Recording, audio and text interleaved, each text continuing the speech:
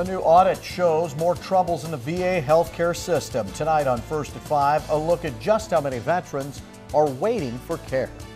Plus, President Obama pushes a new measure to reduce the burden of student loan debt. We'll have the details. Good evening, Nebraska. 3 tornadoes confirmed from severe storms this week, and we take a look at the damage done to crops.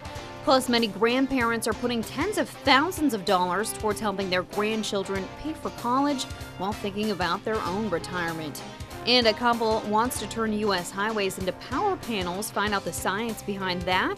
Those stories and more are just ahead. Good evening, Nebraska starts now. City ready. Concerns are already growing. We do take a look at the city's progress coming up right after the break.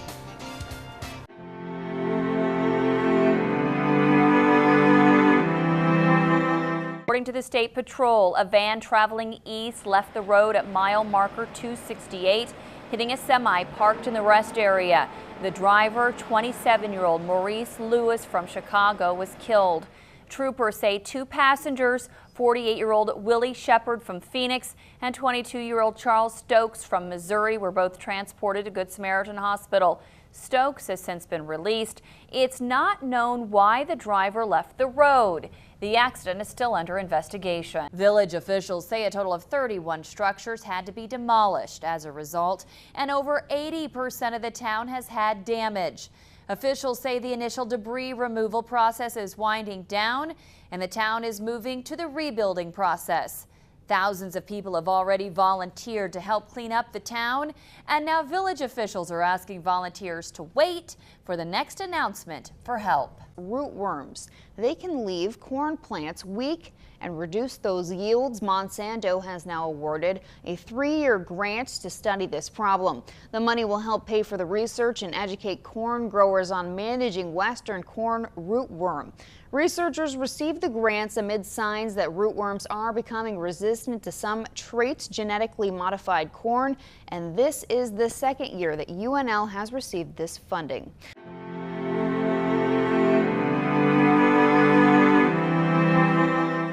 Prices may be going up as well, but so are food exports.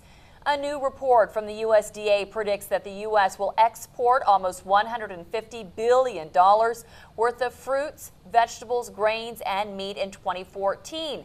That is a record amount. Kansas State University experts say the increase is because of the growth in other countries. This is good news for U.S. ag producers because they're getting more money for their products, and economists expect that number of exports to continue to grow. Economic growth outside the U.S. continues to be fairly strong, right? It changes over time, but in many cases it's stronger than the U.S. Couple that with population growth means there's demand for many food products we produce here, and in economist speak, it's being bid out of the U.S. into other consumers' hands. The volume of ag exports from 2013 to 2014 is expected to increase 31%. But keep in mind, gardening can be as fun for your kids as it is for you. Jen Willoughby is a pediatric registered dietitian at Cleveland Clinic Children's. She says you can introduce your child to gardening by planting veggies that are easy to grow. So good safe bets to put in the garden would be tomatoes, cucumbers, peppers, some of those vegetables like that they grow out of the ground. Kids can learn about how the whole process works, and then they'll have a tangible item to take back into the kitchen and eat for themselves and make into a good nutritious meal. Gardening is a roundabout way to get your kids to eat more nutritious foods by allowing them to plant those foods themselves. Willoughby says let your kid take a part in the whole process. You can even stress the fact that they get to play in the dirt. If the space is limited, Willoughby says you can get them to plant something like potted plants or an herb garden.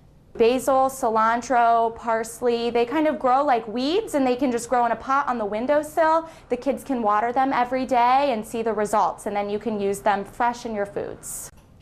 Other kid-friendly things to plant: strawberries, green beans, zucchini, and squash. We'll come